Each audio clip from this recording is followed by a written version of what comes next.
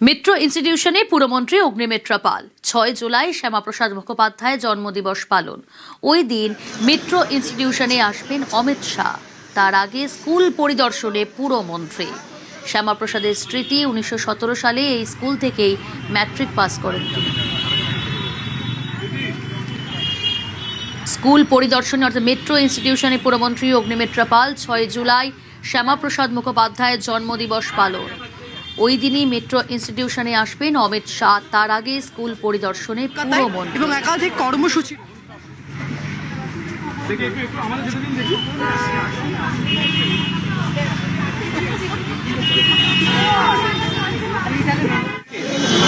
প্রীতি রয়েছে আমার সঙ্গে, প্রতিনিধি প্রীতি।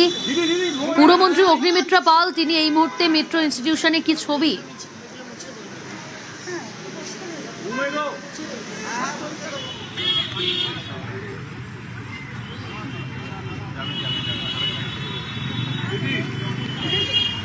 এখানে পড়ুয়াদের যে অভিভাবকরা রয়েছেন তাদের সঙ্গে কথা বলছেন।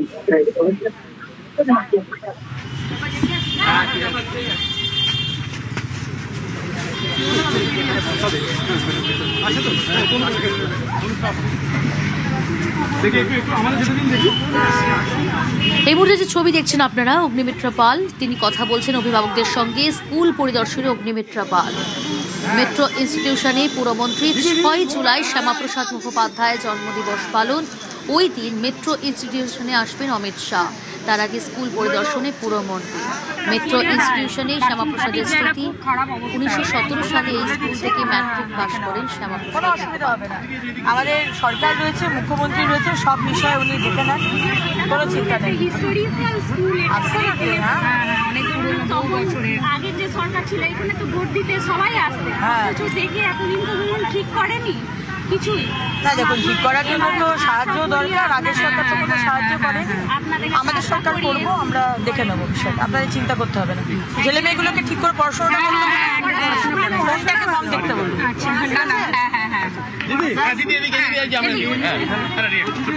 দেবরাজ চক্রবর্তীকে গ্রেপ্তার করা হয়েছে এবং যে একেবারে কলকাতা থেকে দার্জিলিং পর্যন্ত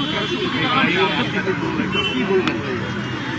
দেখুন, যারা চুরি করেছে, যারা বাংলার মানুষকে প্রতারণা করেছে, ইললিগালি লুট করেছে, সেগুলো তো শাস্তি তো হবেই, শাস্তি হবেই। সে দেবরাজ হন, এই সামনে আমাদের থাকেন যুবরাজ অভিষেক ব্যানার্জি, তিনি হন, স্বয়ং কালীঘাটের আমাদের এক্স মুখ্যমন্ত্রী মমতা ব্যানার্জি হন, ছাড় কাউকে দেওয়া হবে না।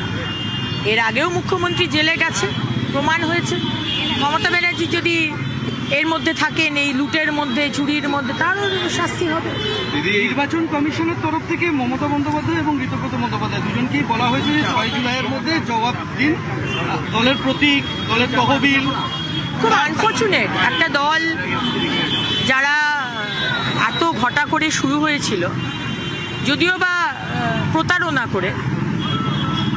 আজকে যা আপনি বুঝবেন, মানে যা শো করবেন, দ্যাট ইউ রিপ। আপনি যা লাগাবেন সেটাই গাছ হয়ে সেরকমই বেরোবে। মমতা ব্যানার্জি যেভাবে নিজের টিএমসি তৈরি করেছিল কংগ্রেসকে ধোঁকা দিয়ে, আজকে যাদেরকে তিনি নিজের হাতে নিয়ে এসে দলে ঢোকালেন, দল গঠন করলেন, আজকে তারাই তাকে আবার ধোঁকা দিল। এটাই ট্রেন্ড, এটাই বলেছে।